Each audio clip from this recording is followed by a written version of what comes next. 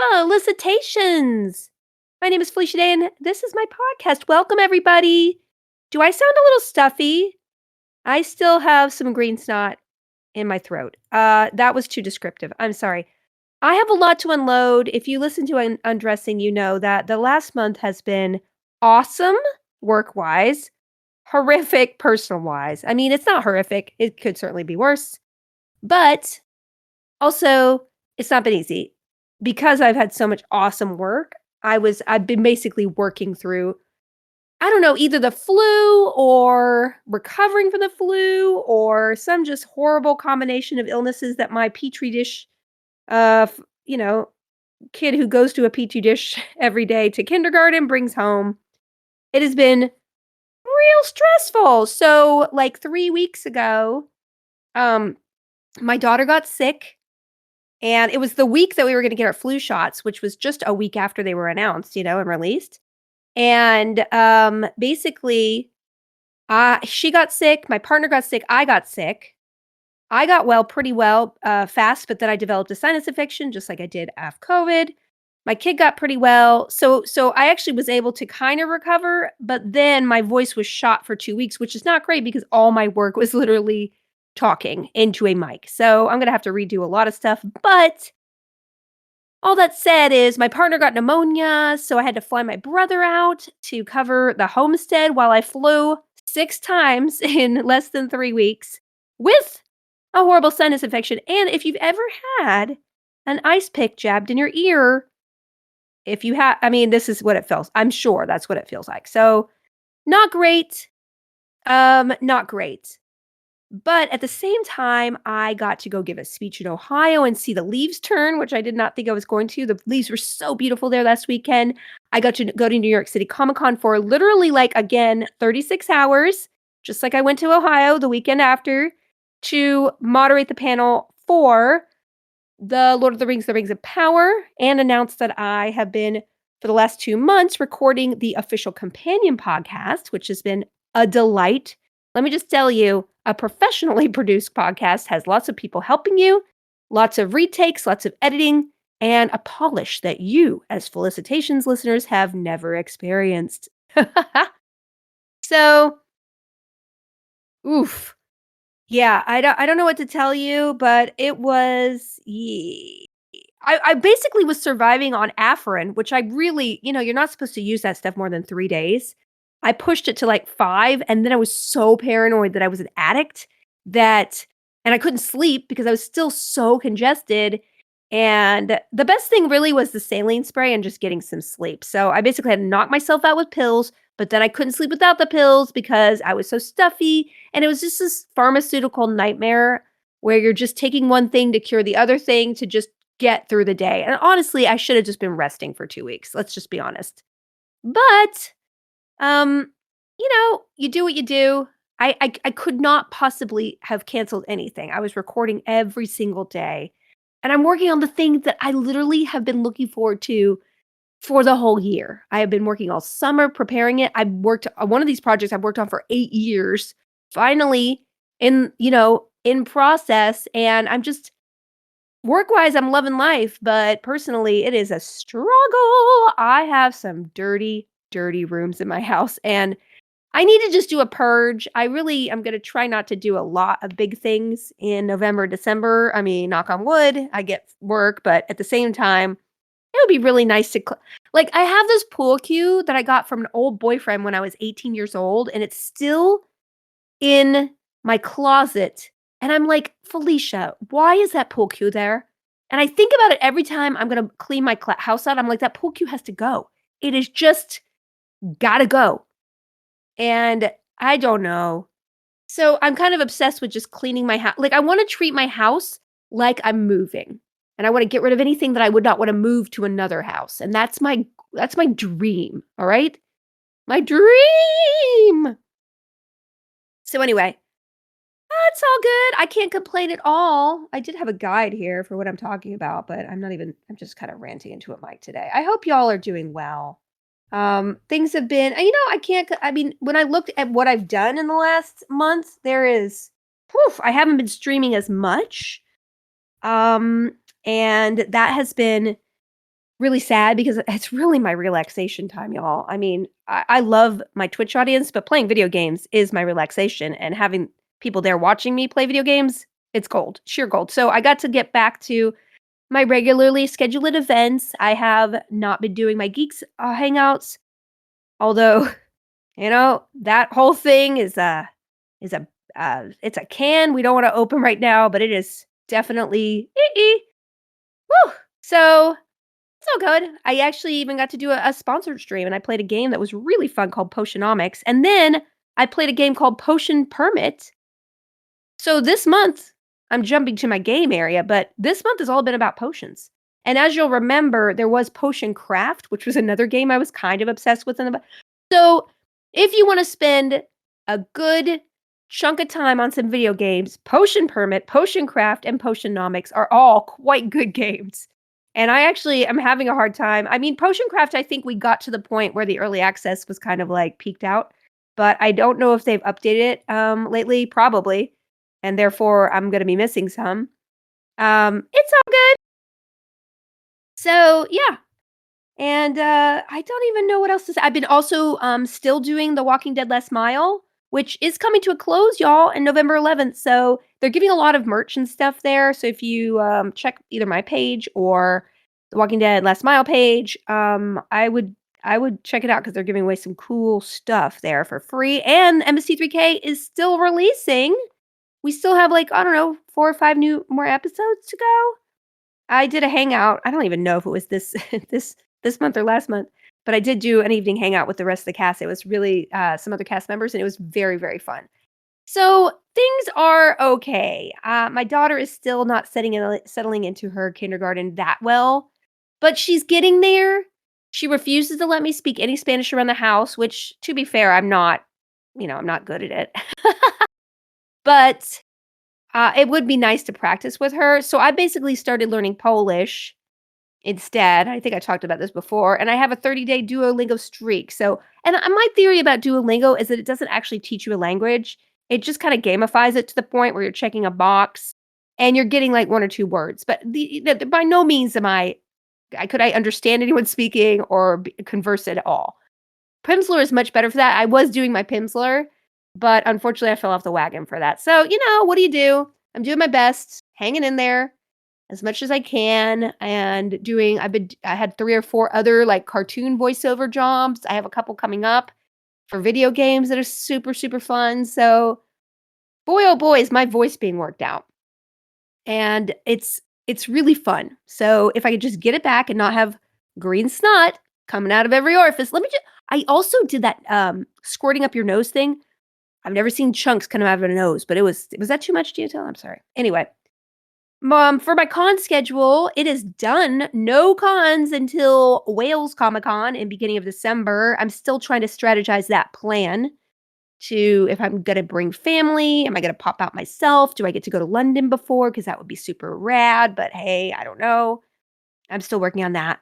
But I'm really excited to just spend a whole month at home, have Thanksgiving. I went so overboard on the Halloween decorations. I think I was a little guilty because I've been working a lot, and my kid's like, "Mama." So I have 4 inflatables in the yard. I'm throwing her in just ridiculous party with a bounce house and a face painter. There might be a unicorn coming. I don't know. I feel like a douchebag, like I'm spending too much on a kid's party, but I've been working so hard. It's almost just for me. I want a project, and that is what it comes down to with Felicia Day. Whatever it is, it's that Geeks coin or a production I'm doing or just building a library for my kids' school. Like, I just love a project. I love project that benefits other people, especially. And when I don't have a project, like right now, I'm coming to the end of a couple things, and ooh, I'm itching. My eye, and I'm like, "Felicia, calm down. Don't jump into anything that you don't have the bandwidth for, because you do this, you obligate yourself to too many podcasts, too many newsletters, too many things, and you can't see them through, and then you drop out and you disappoint people." And like, I mean, the text message thing. I just need to cancel it. I'm never gonna text anyone again. Also, I got some kinda strange texts back where I'm just like, "Ooh." I mean, I don't have to respond to them, but when I see that, it kinda makes me uncomfortable, like, you know who you are, guys. So, that said, I just need, a project that's productive, that is not a long-term thing, that spreads me too thin, and, the Halloween party is within striking distance, and I make kids happy, and that actually makes me happy, so that's all that's happening there. We're trying to get through Sandman because Blood Origin, The Witcher Blood Origin, that prequel story is coming out end of December. And we got to get through the Sandman on the Undressing podcast. So we're going to try to scooch through that really fast since we have time to maybe do two a week. It's like I told Tom, if you listen to that podcast, it's too good for us. It's too classy. It's too good. I don't know. Yeah. For TV, for books, oh yeah, for the Geeks Book Club we read Arcady Martine's A Memory Called Empire, and I uploaded that to the podcast feed. If you listen to it, highly recommend that book.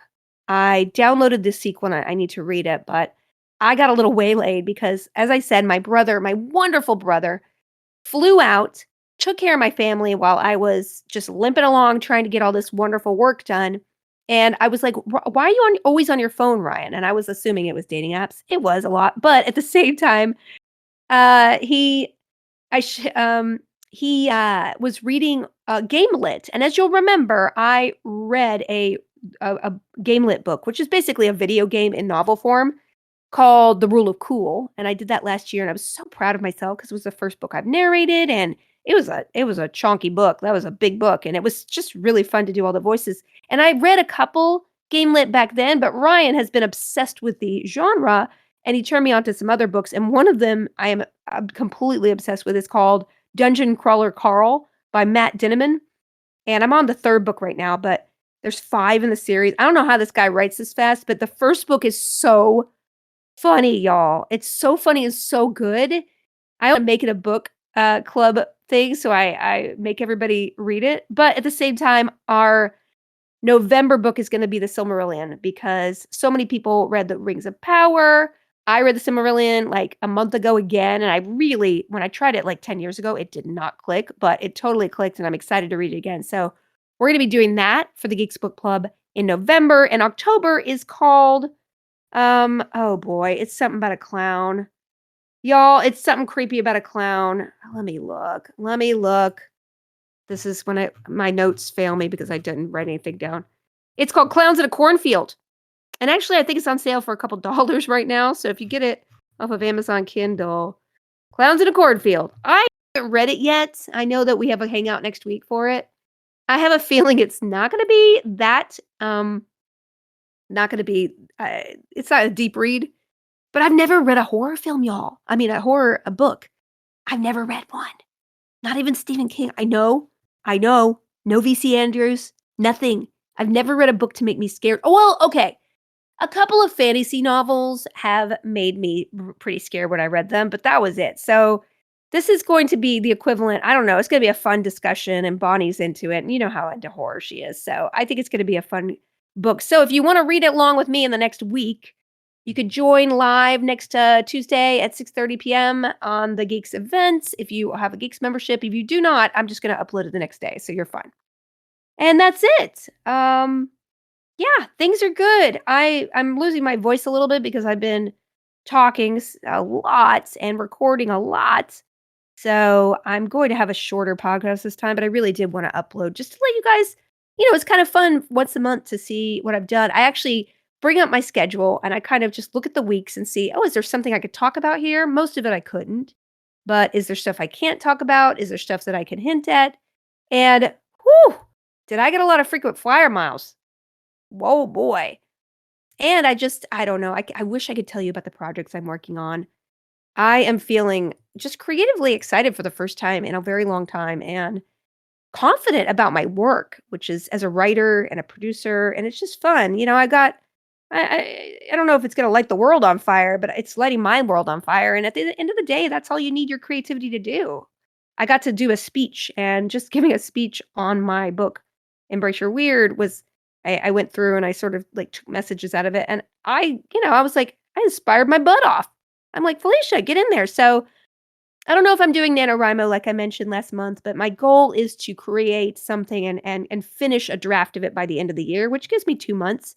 And I'm thinking about, like, either a play or something like that, so I think it's gonna be doable, and I'm excited to do it. So, we are gonna do NaNoWriMo on the website, the Discord, discord.gg/Felicia Day. It's open to everyone, you don't have to be a member of anything, and there'll be a NaNoWriMo channel, and I have prompts that I wrote last year that I'll recycle every day. If you remember them from last year, God bless you for your memory, but I will place them every day, and then we'll all be in the channel to kind of just encourage each other if you're working on anything creative. It was a really fun time last year. Of course, I didn't get to, work on my creativity as much as I would have. I certainly didn't do a whole book in a month. I certainly didn't create every day, but I created more often just because of the guilt.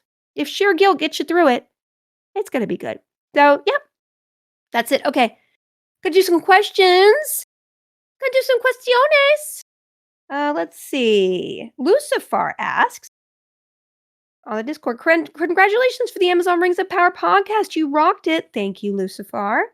On the podcast, you asked your guests a question at the end, asking them if they would have done the same as your character they played. Yeah, it was called the big question. You can also, I will include a link in the metadata. You can watch it you can listen to my Rings of Power podcast for free. It is on Amazon Music, so if you download the app, you get it for free. There is also a web link that I will link you that you can listen to it in your browser without downloading anything. Either way is really fine for you to listen or enjoy. I did get a lot of Easter eggs out of a lot of the actors, and it was just fun to talk to people. In particular, Bear McCreary, whew, is he the best?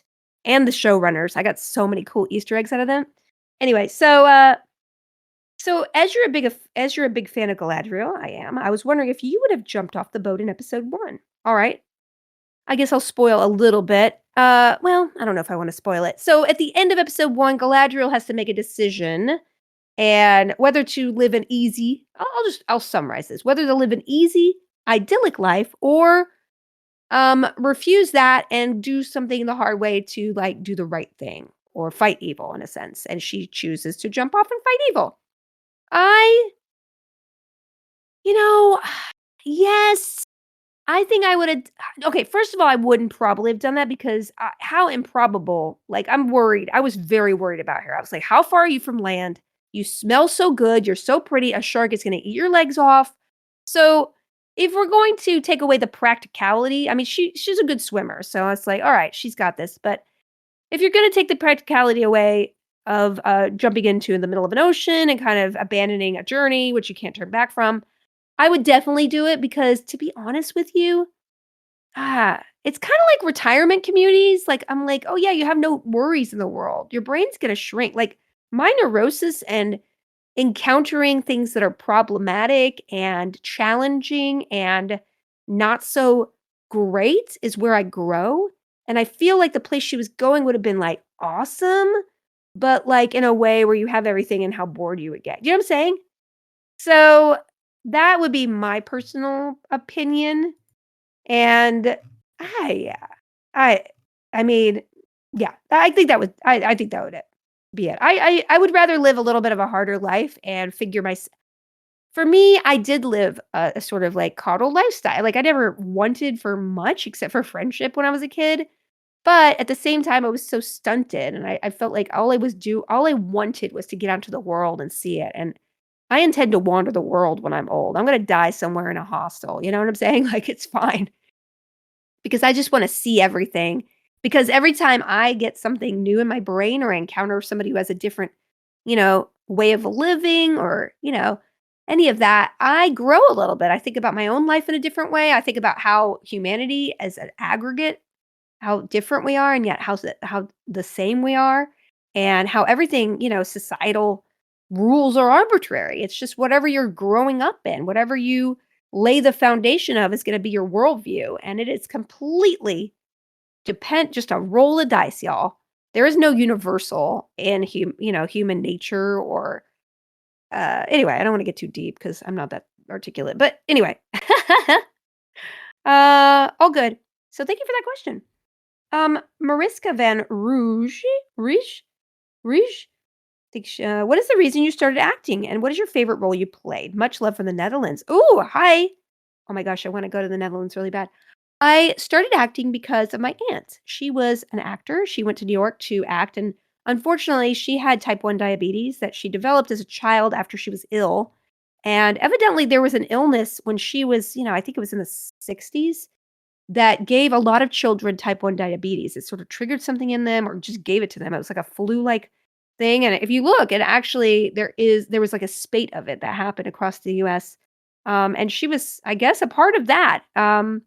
She was she developed it when she was, like, 6 or 7, and it really affected her life negatively health-wise, sadly, but so she couldn't stay in New York.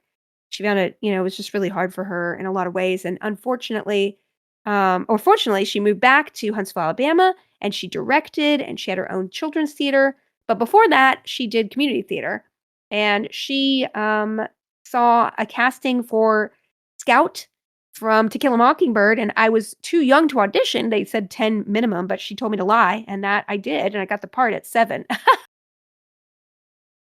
So, anyway, and she kinda gave me this love of getting out of the house and just acting with people. I was happy to just be chorus girl number 7. I was never like, "I need to be the star." I just wanted to be on set, making stuff with people, and wherever I moved, my mom, thank goodness, would she really supported me, and she was like, "Hey, let's do another play." If you She would find whatever community theater was there and just audition, and invariably, I would be a chorus girl, and that would be fine because my mom would show up and take me, and we would rehearse, and it was, like, the highlight of my week and my day, so that's how I got into acting. I guess my favorite role has to be Codex because I kinda created her to show the world who I was at the time, and that was really it was every role I've had. I'm so lucky. If I look at all the headshots, of the things that I've done, I am so lucky. I love Charlie so much because she made me a stronger person. I mean, like, I was more like Codex before Charlie, and then I turned into a little bit more Charlie, who's a lot more badass, and she's knows herself better and all of that. And just being on that set for so long, I felt like I belonged, which I think that's just kind of a core of who I am. I don't feel like I belong anywhere. I'm always an outsider looking in, even especially in Hollywood. Like, no one's ever put me on the poster. They've made me recurring, but then they kill me off when they're done. I'm disposable in a sense, and that's hard to deal with as an artist. You just want somebody to embrace you and recognize you and want to see more of you do your thing. And I have yet to find that, outside of Joss Whedon and the Whedon world of like, wow, what that person is doing is great, and let's see it again. And so yeah, it's kind of challenging. But again, I can't tell you how many wonderful roles I've had that I've so appreciated, and I am finally preparing to get somebody to help me get more roles. I was doing some interviews for the Rings of Power podcast, and people are like, "What are you doing lately?" And I'm like, "Okay, I know you're gonna ask me this question," and I tell them all these things, and basically, I was like, I haven't done a lot of on-camera acting since Supernatural ended. First of all, because of COVID, and second of all, my real reason is that I just don't know if there's a role out there for me that somebody else will create that is as cool as anything I've done in the past. I feel like women and they go older, like, I was already pushing it with the roles that I had because it's usually like a very young ingenue that the cool, that has a broad, interesting number of roles. But, especially at my age, is there gonna be a really cool role out there? Or am I just gonna be a secretary showing up at the corner? Which, you know what? It might be fun to just do that if I'm on the poster. If I'm not, screw everybody. Anyway, thank you for that question, Mariska. Rocket Soup asks, I'm curious about the treadmill you've had under your desk. Do you still use it? How and when? I've been tempted to get something similar, but I know the fate of most home exercise equipment is to collect dust for 5 years before it being sold at the yard sale. Okay. Rocket, you'll be proud to know Rocket Soup is one of a great community member. If you watched in my Twitch channels, one of my lead mods, all around dude. All around dude. So this is a good question because I've started using it to watch television. If I'm watching an episode for Undressing, I 100% put that treadmill on 2 at 2 miles an hour, and I walk. When I'm doing, like, editing or notes on something, I put it on and I walk, and I've just been forcing myself to do it, and it's great. It really is great. Now I'm not, like, burning, 20 pounds off from just walking, but it's like I'm taking a walk around the block and doing something I would do. So I'm really, especially now that I'm home and kinda settled a little bit, I'm really trying to do, like, an hour on the treadmill every day and maybe just some light weights. I have to figure out a fitness regime. Yeah, as you know, I hurt my back. My physical therapist think it's something in my joint or something, and it's definitely better, but it's still there, and I just don't feel like I'm peak me, you know? I'm just not healthy. My body is older than my mind is, and I don't want that to happen. So, um, yeah. So it's just hard to do, and I love taking walks. So I was like, Felicia, just try to walk on the treadmill and do something else. And so I can't play video games on it while I'm walking. I tried that with Vampire Survivors, didn't quite work, but watching television, doing notes, doing emails, browsing the web, doing research, paying bills, all of that is great. It's not so great for creative work. Having my body move like that isn't good for like coming up with a first draft of something or something super creative that I kind of need my creativity to be 100%. But anything but that, I will say I highly recommend it.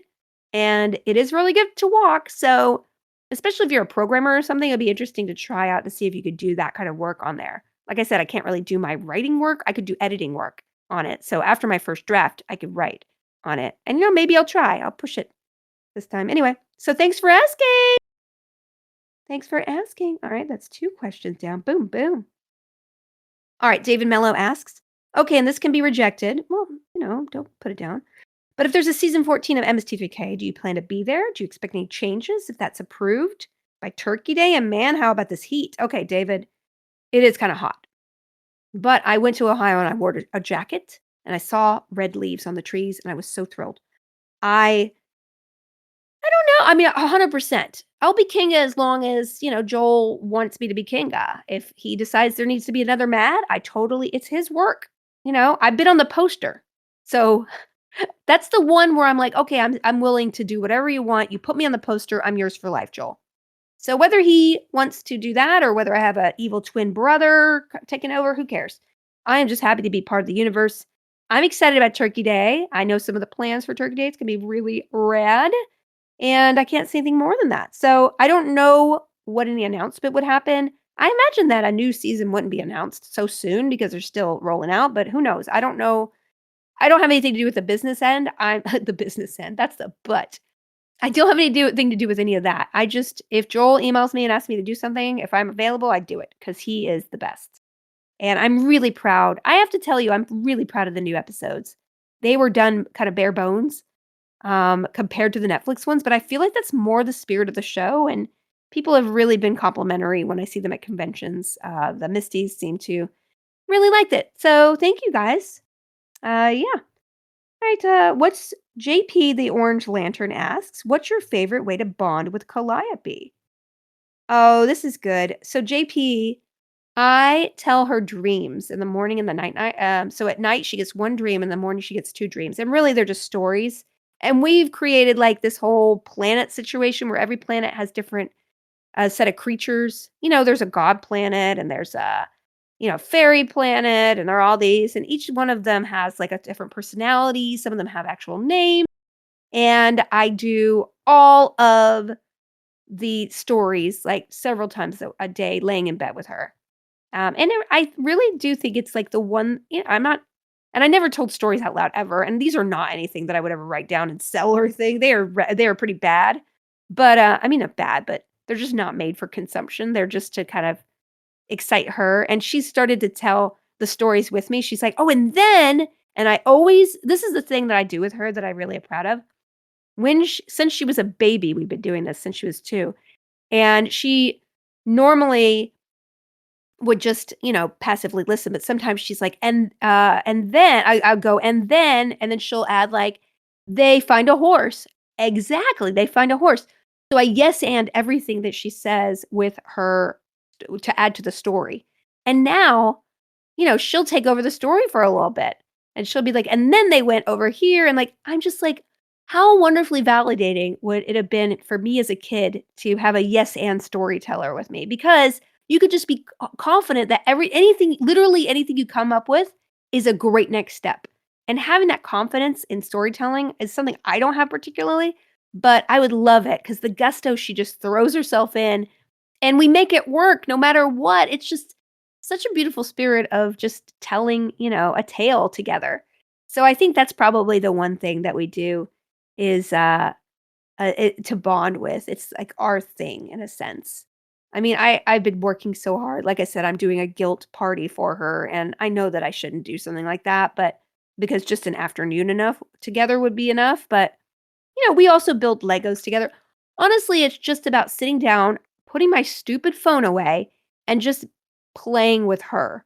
Not thinking about everything I need to be doing, just being like, you know what, for 1 hour, we're just going to do whatever is her style.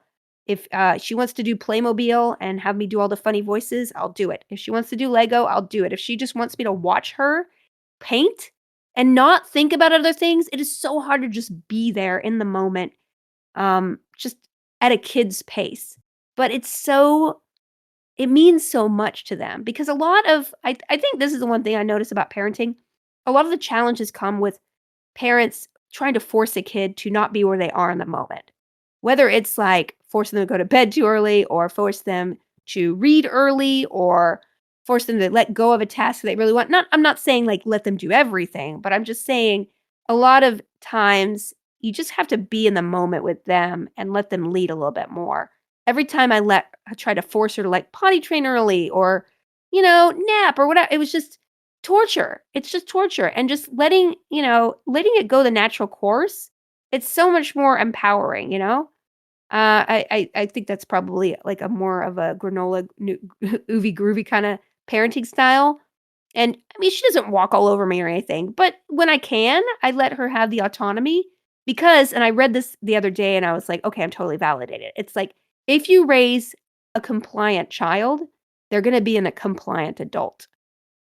And especially with little girls, like that's the societal pressure that they have is to be compliant and likable and nice and pretty. And the more you reinforce that as a kid, you just take away the idea that they could go against that. You close the doors to other possibilities as you grow, as a kid grows up, they're like, okay, that's not possible. That's not possible. And you kind of form a worldview, like I was saying, like it is arbitrary, right? The way you raise a kid is what opens doors to them or closes them, right? So especially as little girls, like that whole thing of being compliant and nice and pretty doesn't serve them well in the long term because they're not going to be able to advocate for themselves. They won't speak up if somebody does something terrible to them. They won't uh, demand, like stand up for their right to have a raise or be paid equally or whatever. And so as hard as it is to raise a very strong-willed kid, I think that, as long as you for me, I'm just like, I'm gonna teach her to be kind, I'm gonna teach her to be considerate, but I'm also gonna kinda give her the freedom to sort of lead. Like, the other day, she was like, "I don't wanna learn an instrument," and I've been making her take piano. And the one thing I'm making her do is go to Spanish language school. So, I'm like, "Well, as a parent, do I let her drop it? Do I make her do it? Is she ever gonna love it if I make her do it?" So, I haven't decided yet, but how when I look back, I mean, I was so compliant that I would just do anything that anybody said, but, like, she has actual opinions because she's not just looking to please people all the time. So, do I force it? I don't know. Somebody send me a note about it. There you go. Well, those were some really good questions, y'all. I really appreciate. Yeah, my voice is starting to go, so I think I'm gonna, like, peace. But at the end of the day, we are releasing more Undressing. We're going to be doing 2 this week, so be sure to check that out. We're watching more Sandman episodes, trying to get through that season to get another show done before Blood Origin comes out, which you can't even believe it. So, yeah, just keep listening, and I really appreciate it. I know this is a hardcore audience, and you definitely put up with rambling, and I really, yeah, I really hope that I'm doing stuff that makes you guys happy other than just this podcast. So check the Rings of Power podcast out because that's me in a professional setting. All right. So look at me polished and then come back here for the dirty stuff. All right. Thanks a lot, you guys. Bye.